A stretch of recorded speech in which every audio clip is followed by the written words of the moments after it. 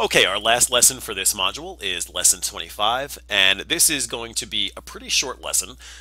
Most of this lesson is going to be independent work on your own, practicing the problems that I've assigned to you, as well as some textbook assignment problems. But I'd like to do your first problem that I've assigned to you. I'd like to walk it through together. And the problem that I assigned first was AP problem number 3 from the year 2000. Okay, now, the only information this question provides us to begin with is it says, assume an economy with no international sector. Okay, so anything to do with, remember the components of GDP, consumption, investment, government spending, and the last one, net exports. So the only thing that this question is really telling us is when you do this question, don't worry about net exports. That's not a part of the story. So we're really just looking at C, consumption, I, investment, G, government spending. That's it. All right. Part A of this question says, using a correctly labeled graph of the money market, show how a decrease in the money supply will impact interest rates. Okay, here we have a blank graph, and here's how we would do that. The first thing we want to do is make sure we label our axes. So we'll start by labeling the x-axis, the quantity of money. Remember, this is the quantity of M1.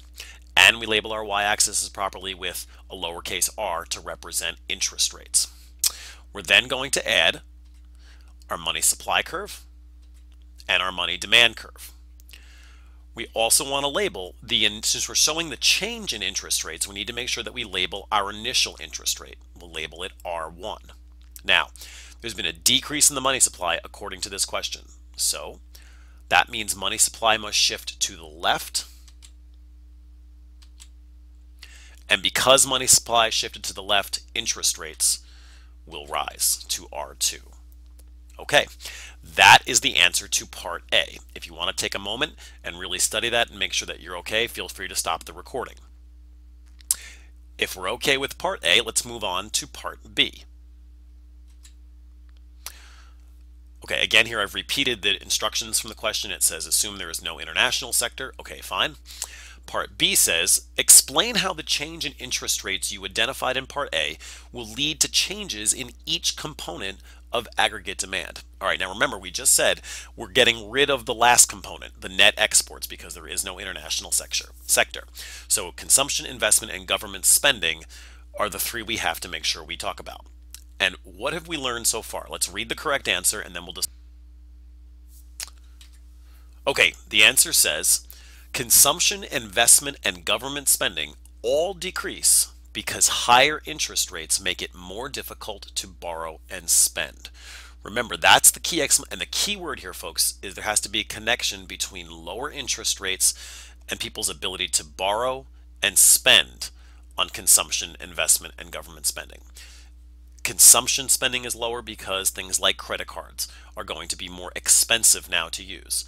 Investment decreases because loans from banks for, let's say, new houses or for capital equipment are going to be more expensive.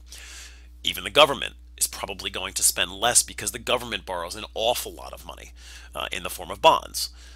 And because the government bonds will be more expensive, it'll be harder for them to borrow and spend. So for all three reasons, more borrowing and spending is not possible with the higher interest rates. All right, now the last part of our question, part C, says, again reminding us there's no international sector here, using a correctly labeled graph of the aggregate demand and aggregate supply curve, show how the change in interest rates you identified in part A will affect each of the following in the short run. And it specifically says the price level and the output. Okay, well, let's get those labeled first. We'll label our output first, our GDP. Then we'll label our price level, P. Now, it doesn't tell us whether we're in a recession or we're in an inflationary gap or stagflation or at full employment. So we actually, in this case, can't include LAS. We're going to actually leave it out of this problem because, again, we really can't include it. They don't tell us where in the economy we are. All they want to know is what happens thanks to those higher interest rates. Well, what we know is that because of those higher interest rates, we draw our aggregate demand and aggregate supply curve. We label our initial price and output, P1 and Y1, and we know that, again, as consumption, investment, and government spending decrease, we have a decrease in aggregate demand, which means prices will decrease and our GDP will decrease. Okay, feel free again to stop and play this back again or to review these answers and continue working on your independent problems. The answers to those problems are provided on our course homepage.